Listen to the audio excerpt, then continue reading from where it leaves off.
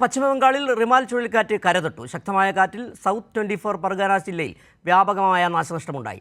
110 മുതൽ 120 കിലോമീറ്റർ വരെ വേഗതയിലാണ് ചുഴലിക്കാറ്റ് വീശുന്നത്. ബംഗാളിലെ തീരപ്രദേശങ്ങളിൽ നിന്നും 1 ലക്ഷത്തിലധികം പേരെ മാറ്റിപ്പാർപ്പിച്ചതിനാൽ ആളപായം ഒഴിവാക്കാനായി. ചുഴലിക്കാറ്റ് ഇപ്പോൾ ദുർബലമായിട്ടുണ്ടെന്ന് കാലാവസ്ഥാ നിരീക്ഷണ കേന്ദ്രം അറിയിച്ചു.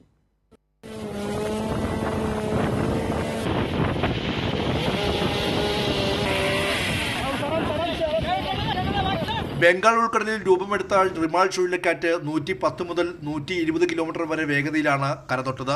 ബംഗ്ലാദേശിലെ ലേഖുപറയ്ക്കും ബംഗാളിലെ സാഗർ ദ്വീപിനും മധ്യേ കരതൊട്ട ചുഴലിക്കാറ്റ് വ്യാപകമായ നാശനഷ്ടമുണ്ടാക്കി. ശക്തമായ കാറ്റിൽ സൗത്ത് 24 പർഗനാസ് ജില്ലയിൽ നിരവധി മരങ്ങൾ കടപുഴകി വീണു. കൊൽക്കത്ത, ഹുബ്ലി, ഹൗറ എന്നിവിടങ്ങളിൽ ശക്തമായ മഴയും കാറ്റും വീശി. കൊൽക്കത്ത വിമാനത്താവളം അടച്ചു. കനത്ത മഴയിൽ കൊൽക്കത്തയുടെ പല ഭാഗങ്ങളും റോഡുകളും വെള്ളക്കെട്ടിൽ മുങ്ങി. ബംഗാളിലെ തീരപ്രദേശങ്ങളിൽ കേന്ദ്ര കാലാവസ്ഥാ നിരീക്ഷണ കേന്ദ്രം റെഡ് അലർട്ട് പ്രഖ്യാപിച്ചിരുന്നു. തീരപ്രദേശങ്ങളിൽ നിന്നും 1 ലക്ഷത്തിലധികം പേരെ മാറ്റിപ്പാർപ്പിച്ചതിനാൽ ആളപായം ഒഴിവാക്കാനായി. 4 പേർക്ക് പരിക്കേറ്റിട്ടുണ്ട്. ചുഴലിക്കാറ്റ് ബാധിക്കുന്ന പ്രദേശങ്ങളിൽ ദേശീയ ദുരന്ത നിവാരണ സേന സജ്ജമായിരുന്നു.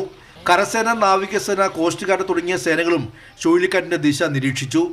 മൺസൂൺ സീസണിന് മുൻപുള്ള ബംഗാൾ ഉൾക്കടലിലെ ആദ്യ ചുഴലിക്കാറ്റാണ് റിമാൽ. ബംഗ്ലാദേശിലേക്ക് കടന്ന റിമാൽ ചുഴലിക്കാറ്റ് ദുർബലമായതായി കേന്ദ്ര കാലാവസ്ഥാ നിരീക്ഷണ കേന്ദ്രം അറിയിച്ചു. കൈരളി ന്യൂസ്, ദില്ലി.